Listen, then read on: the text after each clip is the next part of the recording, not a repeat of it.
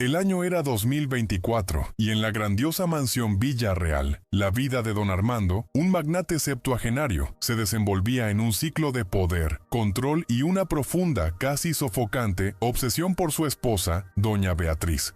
Ella, a sus 68 años, vivía los días en una silla de ruedas, prisionera de un cuerpo que no respondía y de un amor que la asfixiaba. Armando, un hombre imponente con cabellos grises impecables y trajes caros, construyó su imperio con mano de hierro, y la enfermedad de Beatriz era la mayor afrenta a su necesidad de dominio, transformando su cuidado en una jaula dorada. Si te gustan las historias de giros, superación y justicia, ya dale me gusta a este video, compártelo con tus amigos, suscríbete al canal y activa las notificaciones para no perderte ningún relato emocionante como este. En ese día específico, la rutina era la misma de siempre. El sol apenas entraba por los grandes ventanales de la sala de música, y el silencio era tan denso que casi se podía tocar. Armando estaba en la oficina, revisando contratos multimillonarios, sintiendo el peso de sus decisiones y el control sobre cada aspecto de su existencia. Imaginaba a Beatriz en su habitación, siendo vestida por sus cuidadoras, como una muñeca de porcelana, lista para un día más de terapias monótonas y la apatía que tanto lo desesperaba. Su fe, para él, era una mera formalidad social, un accesorio para la imagen de hombre exitoso que tanto apreciaba. Creía en su propio poder, en su capacidad de moldear el mundo a su voluntad, y la vulnerabilidad de Beatriz era un espejo incómodo de su propia finitud, algo que se negaba a aceptar. La mansión, con sus lujos incuestionables, parecía amplificar la soledad que llenaba los espacios entre los miembros de la familia, un eco frío de un amor que se había vuelto más prisión que refugio. Beatriz, por su parte, sentía el peso de cada mañana. Su cuerpo dolía, pero era el alma la que cargaba el peso más grande. Amaba a Armando, pero la vida con él, antes vibrante y llena de danza, se había convertido en un desfile de sumisión y despersonalización. La silla de ruedas, aunque de última generación y lujosa, era el símbolo visible de su pérdida de autonomía. Las cuidadoras, aunque amables, eran extensiones del control de su marido. Cada movimiento orquestado, cada paso planeado. En sus ojos, antes llenos de vida y de un brillo artístico, ahora residía una tristeza profunda, casi inquebrantable, mezclada con una resignación que la consumía. Lentamente, se vestía con la ropa cara que Armando elegía, sintiéndose menos una mujer y más una pieza de arte en exhibición, sin voz ni voluntad. La fe era su último refugio, un hilo invisible que la conectaba a algo más grande, a una esperanza que se negaba a morir, incluso cuando todo a su alrededor parecía gritar lo contrario. Aquella tarde, el aire estaba particularmente pesado en la mansión. Beatriz se había negado a almorzar de nuevo, y las cuidadoras le informaron a Armando sobre su creciente apatía. Él se sentía un fracaso, y la impotencia lo carcomía. Decidió entonces ir a la sala de música, un lugar que antes a ella le encantaba, esperando quizás encontrar un resquicio de la mujer vibrante que había conocido. La sala estaba tenuemente iluminada, y un suave sonido de una canción brasileña llenaba el ambiente, algo inesperado en aquel hogar tan formal. Armando sintió un escalofrío de curiosidad, y al acercarse a la puerta, lo que vio hizo que su sangre se helara. Una mezcla de furia e incredulidad apoderándose de cada fibra de su ser. La escena era casi onírica, un absurdo para sus ojos acostumbrados al orden y al control. Allí estaba Andrés, el chofer, un joven de poco más de 30 años, con una expresión de dulzura y ligereza que contrastaba con el ambiente pesado de la casa. No estaba simplemente tocando una música, estaba bailando. Y no estaba bailando solo. Con una delicadeza casi irreverente, Andrés giraba la silla de ruedas de Beatriz, siguiendo el suave ritmo de la canción. Los ojos de Beatriz, que Armando pensaba que habían perdido todo brillo, estaban ahora abiertos, llenos de una alegría que él no veía hacía años. Una sonrisa amplia y genuina florecía en sus labios, y una risa ligera se escapó, llenando el espacio con una melodía olvidada. Ella parecía flotar, olvidada de su condición, de su prisión, de su marido. Para Armando, aquello fue un shock eléctrico, una traición imperdonable. Su esposa, a quien él dedicaba su vida y su fortuna, encontraba alegría en algo tan simple, tan vulgar, con un empleado, un chofer. La indignación le quemó el pecho, una mezcla de celos, rabia y el pavor innominable de perder el control. Él, don Armando Villarreal, el hombre que todo podía, no lograba proporcionarle aquella sonrisa. Y ahora un simple chofer lo hacía. La escena era una bofetada en su rostro, una afrenta a su masculinidad, a su poder. Apretó los puños, sintiendo la sangre pulsar en sus sienes, las venas saltando en sus cuello. Sin dudarlo, Armando irrumpió en la sala, la voz grave y estruendosa, cortando la melodía y la alegría como un cuchillo afilado. «Andrés, ¿qué cree que está haciendo?». Su voz resonó cargada de furia. La música se detuvo abruptamente y la sonrisa de Beatriz se desvaneció, reemplazada por una mirada de pavor y decepción. Andrés, visiblemente sorprendido pero manteniendo la compostura, intentó explicarse, pero Armando no le dio oportunidad. «Está despedido. Salga de mi casa. Inmediatamente. Y usted», se volvió hacia Beatriz con los ojos centelleantes. «¿Qué significa esto? ¿Cómo puede prestarse a semejante papelón?». La humillación de Beatriz era visible, un rubor de vergüenza cubriendo su rostro. Aquel día, que comenzó con un atisbo de felicidad, terminó en ruinas, con la puerta de la mansión cerrándose para Andrés y para la última chispa de alegría de Beatriz. En los días siguientes, la mansión Villarreal se sumergió en una oscuridad aún más profunda. La luz en se siente. Los ojos de Beatriz se había apagado por completo, y ella parecía haberse rendido a la lucha. Se negaba a comer, a tomar sus medicamentos, a participar en cualquier terapia. Su salud se deterioraba a ojos vistas, y ni siquiera la presencia constante de las cuidadoras o los intentos desesperados de Armando por animarla surtían efecto. Él trajo a los mejores especialistas del país, gastó fortunas, pero nada parecía funcionar. La desesperación de Armando era palpable, una mezcla de pánico y culpa, aunque él jamás admitiría esto último. Veía a su esposa languidecer ante sus ojos, y la impotencia lo carcomía como un ácido. Una mañana, mientras intentaba organizar algunos papeles en su escritorio, Armando encontró una carpeta olvidada con la etiqueta Plan de Tratamiento, BV. Curioso, la abrió. Dentro había una serie de exámenes complejos, términos médicos que él no comprendía, y un plan de tratamiento detallado, firmado por un nombre que le pareció familiar: Dr. Andrés Silva. Un escalofrío recorrió su espalda. El nombre de Andrés Silva no era infrecuente, pero la sigla BV. Beatriz Villarreal. ¿Sería posible? Una duda incómoda comenzó a instalarse en su mente, un presentimiento de que algo mucho más grande estaba en juego. La duda se transformó en una investigación sigilosa.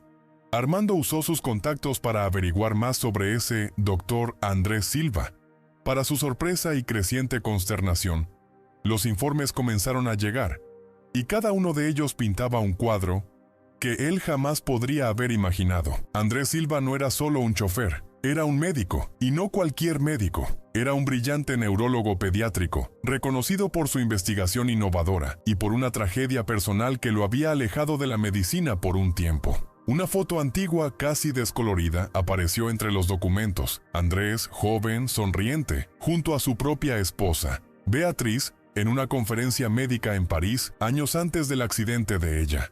La imagen era clara, inconfundible. La verdad lo golpeó como un rayo. Aquel chofer, aquel a quien él humilló y despidió con tanto desprecio, era un médico de renombre. Y lo más chocante, él ya conocía a Beatriz, y no de cualquier manera, sino como su médico. Armando sintió un nudo en la garganta, una mezcla de vergüenza y aterradora comprensión. Su mente, siempre tan perspicaz para los negocios, estaba confusa. ¿Cómo pudo ser tan ciego, tan arrogante? La clase social, el estatus, el prejuicio, lo habían cegado a la verdad que estaba justo delante de sus ojos, escondida detrás de una fachada de humildad.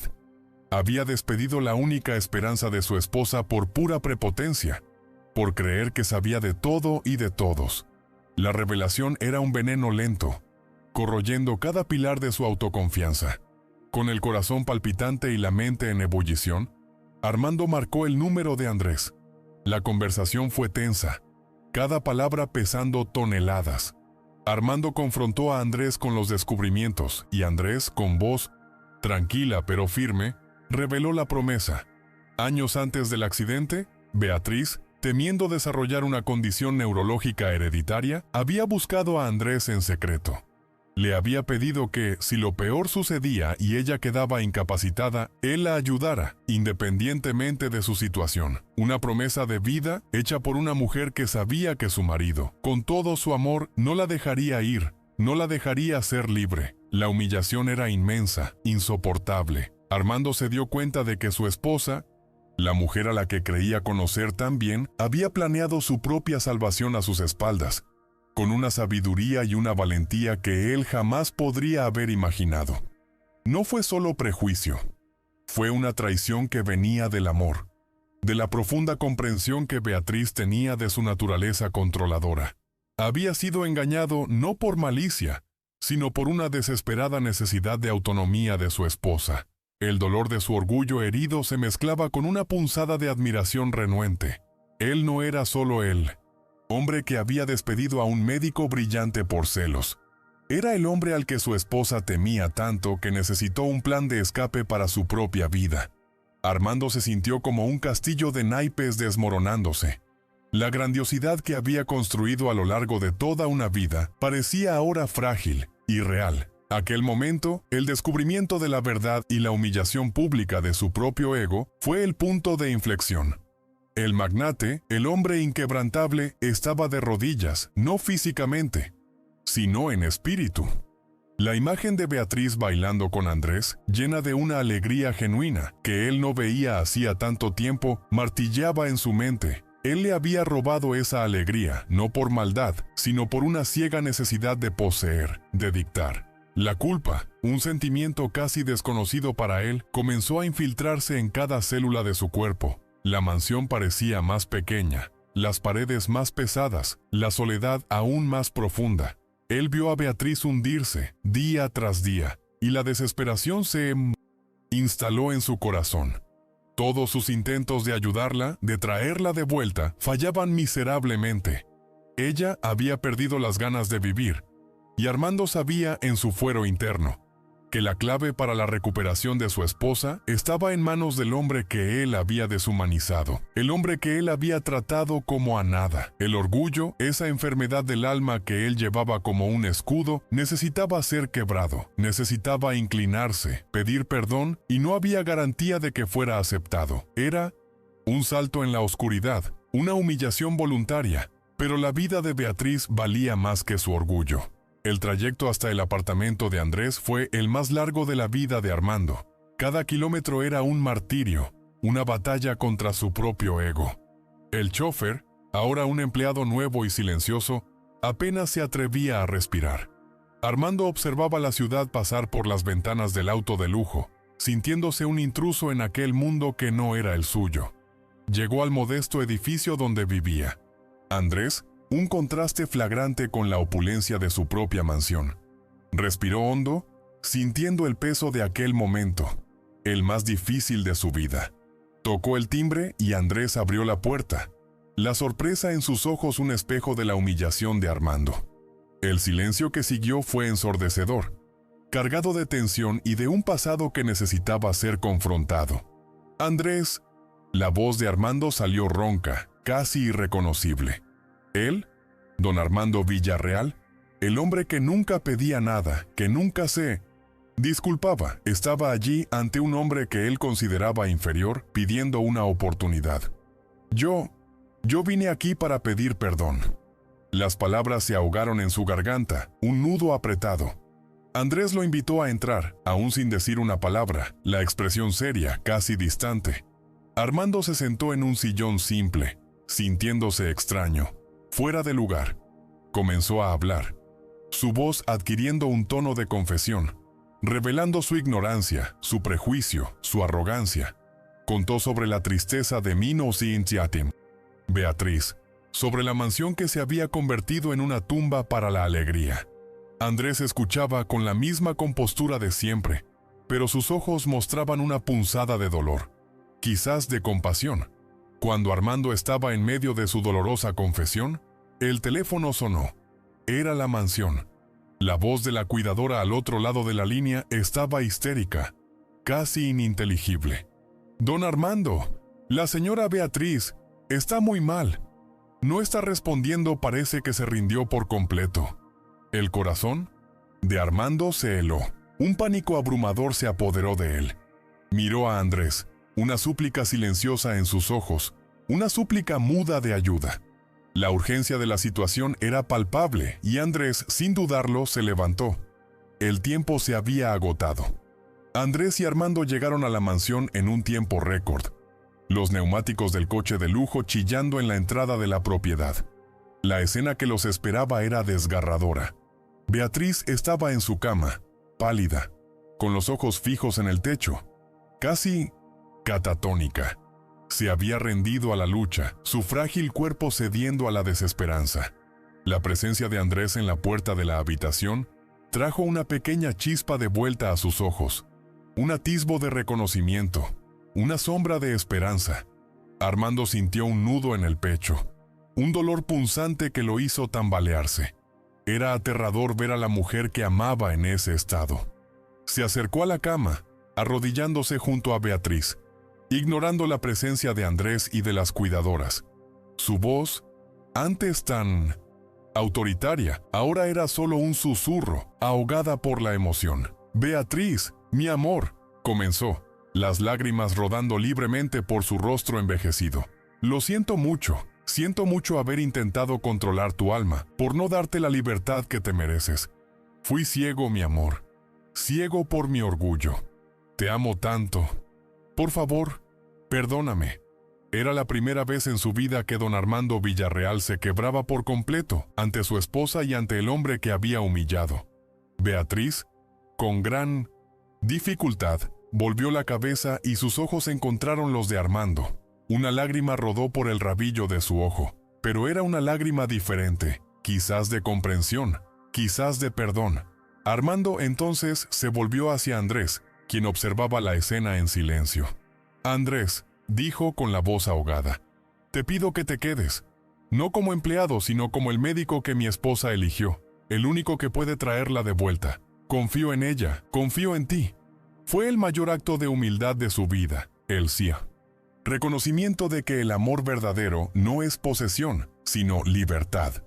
Los meses siguientes transformaron la mansión Villarreal en un lugar de sanación y esperanza. Armando, finalmente liberado de su propio orgullo, financió la transformación del lujoso hogar en un centro de terapia y rehabilitación, no solo para Beatriz, sino para otras personas que necesitaban cuidados neurológicos. Andrés, con su genialidad y su sensibilidad, dirigía el centro, inspirado por la fuerza y la fe inquebrantable de Beatriz. Ella, poco a poco, recuperaba no solo la salud física, sino también la alegría de vivir, la autonomía que le había sido arrebatada. La sonrisa volvió a sus labios, y el brillo en sus ojos era más intenso que nunca. La escena final era poética, un símbolo de la nueva armonía encontrada. En la gran sala de música, donde todo comenzó, Andrés, pacientemente, le enseñaba a Armando a bailar con la silla de ruedas de Beatriz. No era un baile de salón formal, sino un movimiento suave y sincronizado, donde Armando no empujaba ni controlaba, sino que se movía con ella, en sociedad, siguiendo el ritmo de su esposa. La giraba, acompañaba sus movimientos, sintiendo la ligereza en sus manos, la libertad en sus corazones. Era una danza de la vida, una prueba de que el amor no se trata de poseer, sino de dar espacio, de compartir, de moverse juntos, incluso en la adversidad. La familia Villarreal, ahora compuesta por Armando, Beatriz y Andrés como una figura esencial y querida, había encontrado una nueva armonía. Armando había aprendido de la manera más dura que el orgullo y el prejuicio son las peores enfermedades del alma y que la cura a menudo Exige que nos inclinemos y aceptemos la ayuda que proviene de los lugares y de las personas que más despreciamos. Nunca es tarde para que un corazón orgulloso aprenda a bailar, a rendirse a la melodía del amor verdadero, aquel que libera y dignifica. ¿Y tú? ¿Qué te pareció esta historia? Deja tu opinión en los comentarios y comparte esta historia con alguien que le pueda gustar o que esté pasando por una situación similar. Tu experiencia y tus palabras pueden ser la luz que alguien necesita.